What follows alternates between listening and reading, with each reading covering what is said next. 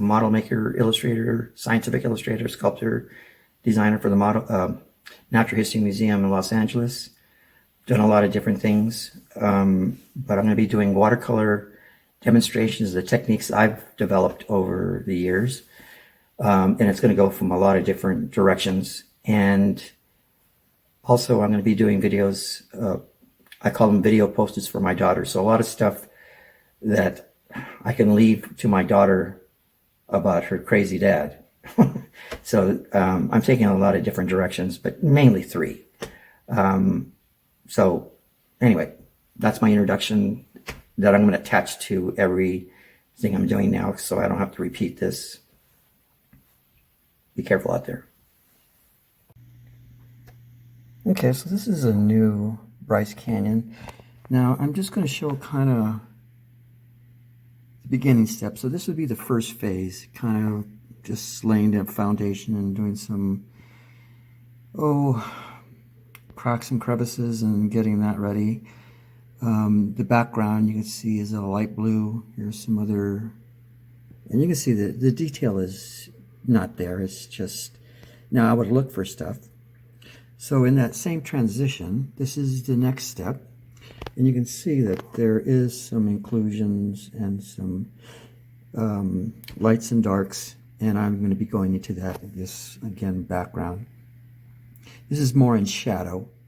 And then this is kind of the working. Now I'm going to be doing some more work on this. And like I said, it's almost impossible to do the whole painting in Hyperloop or whatever that thing is, whatever. So I'm just taking sections, and I'm going to be doing the demonstration on this, which is the next phase. Now, Bryce Canyon is probably one of the hardest things to paint. The colors and shadows and lights and darks just are in constant flux. I mean, the color from the morning as the sunrise to the afternoon where everything's washed out to the evening, yeah, they're always different. And I'm not going to try to capture an exact duplicate. Again, this is not realism. This is pretty much abstract for me, or an interpretation or impression, or whatever you want to think of it. But this is what I'm going to be working on, is right here. Okay, I'm going to just put some small little details, and I'm just going to build it up. So I'm going to put a little bit of shadows in here, and then I'm going to try to follow that down.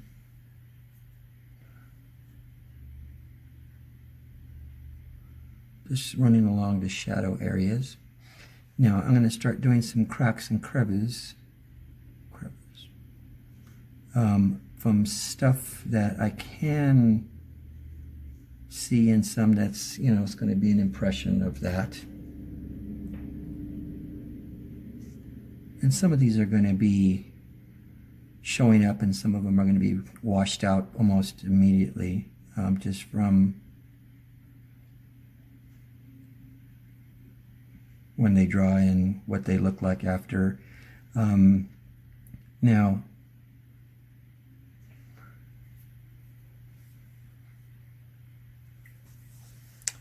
let's see, I'm going to come down just a little bit here. And you can see there's a little crevice in here. I'm going to follow that. So sometimes they get a little bit darker, a little bit thicker sometimes. And I'm going to probably go over these several times. And you can see it's the same technique as I've been showing before.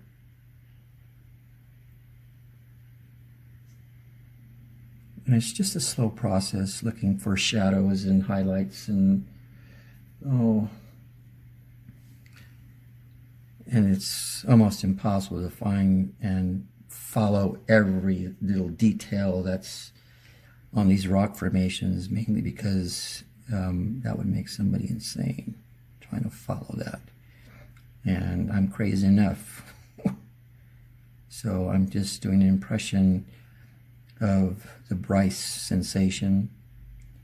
Now, I've been going to Bryce since I was probably 5 or 10.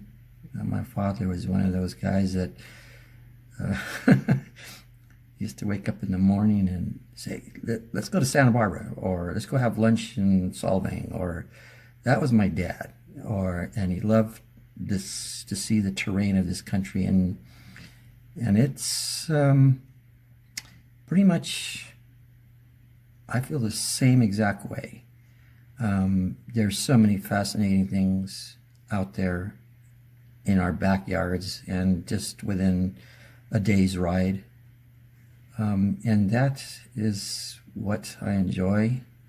I also enjoy a lot of other things, but, you know, just kind of using my imagination to draw or paint, or seeing stuff when I do some kind of design and kind of like, okay, well, that looks like something, and I'll try to follow it through.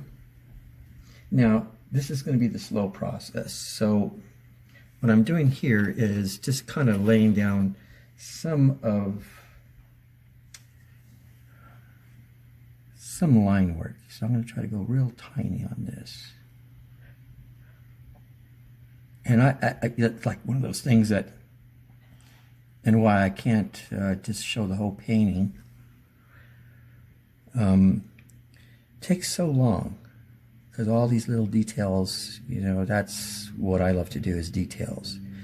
Some of them are there. Some of them, I guess I have to say, make-believe. There is a foundation, but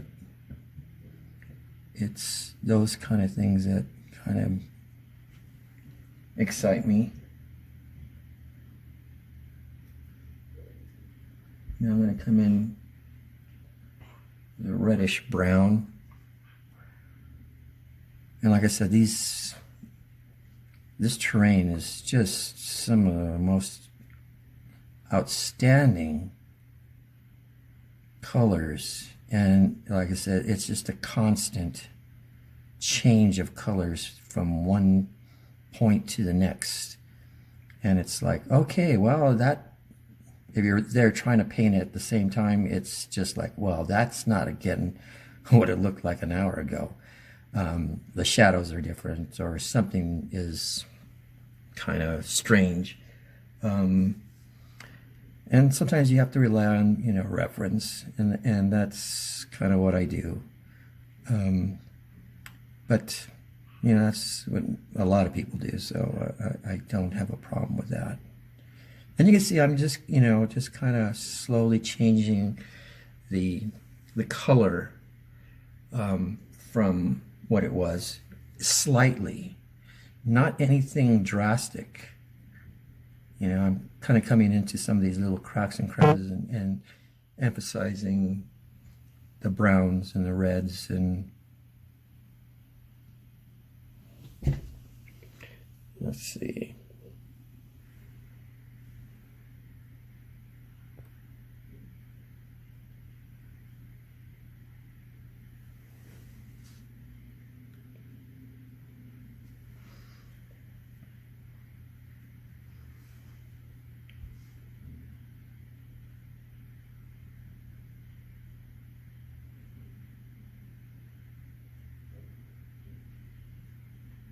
Now I'm using the flat of the brush to make them a little bit larger, and then this is a great paintbrush for that. It has a really long fine point, so that's kind of the brushes. It's like 3 brushes in one, and really like that brush. Now again, I have to say that these things will dry lighter, and that's where it comes in with the washes and the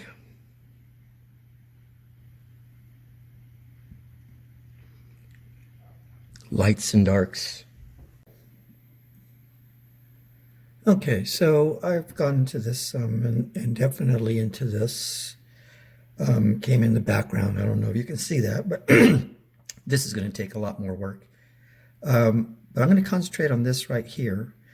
Now, even though I will stop at a certain amount of time because I don't want to make these things long, you have to understand I'm probably going to go back into this and do more and more lines and pull color out and highlights, and that's just the way I paint. But for the normal people that just want to understand the process, this should work.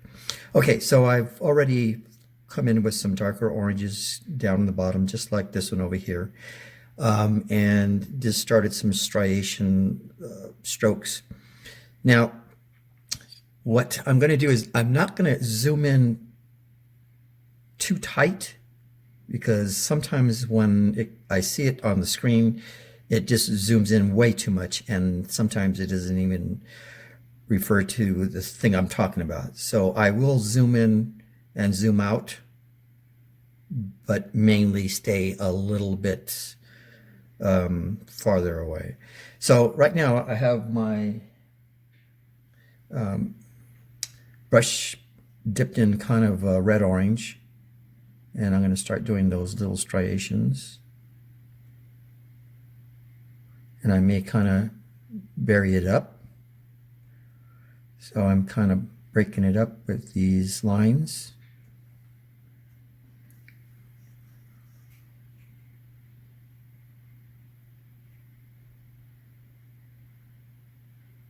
And I'll blend these things out and bring highlights and all that sort of stuff as time goes through.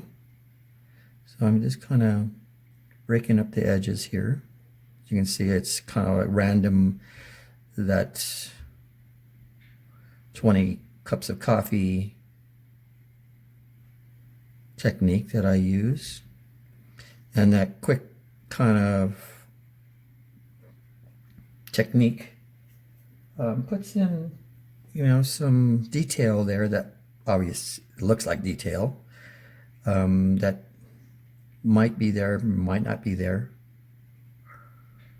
and helps with the illusion of realism, which is not realism, because if you want realism, take a photograph, because this is just an illusion of realism. Now I'm going to drop a little umbers, siennas, into this red-orange, and kind of help with the illusion of, whoops, I could go a little darker on that.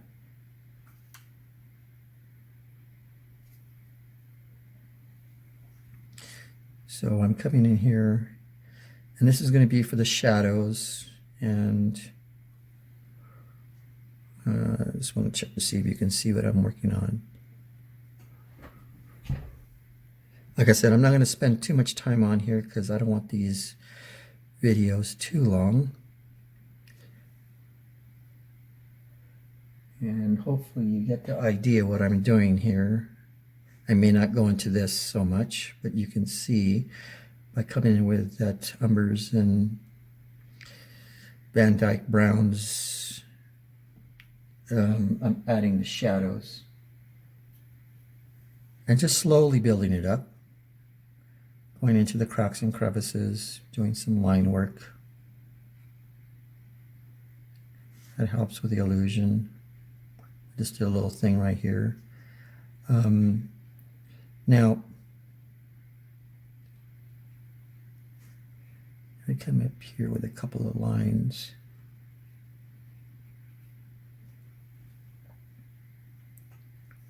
Come into this little area right here. I'm not going to do too much work in here, but just to give you an idea how I would do some of this. Now I'm going to zoom in a little bit. I don't want to go too much because I know this thing does not, looks totally different when it's on a screen.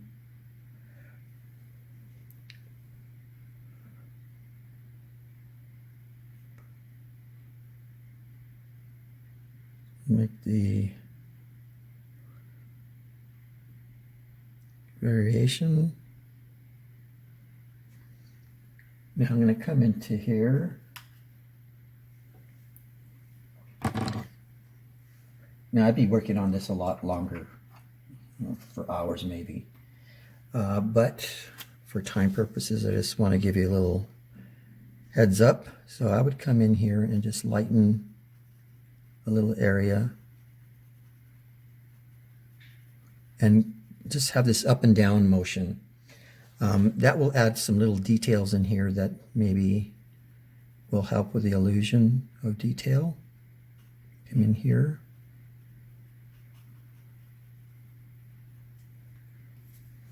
And at some points, you know, you might want to really pull out some of the highlights.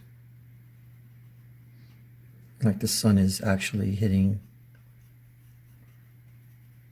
And I'm going to be blending some of these things out.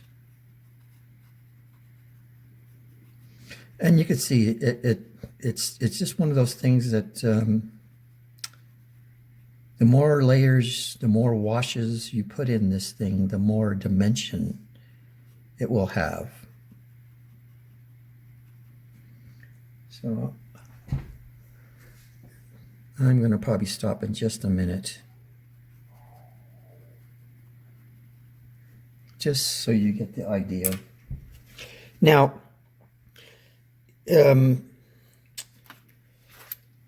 let's see. If you found any of my paintings or this one helpful or enjoyable,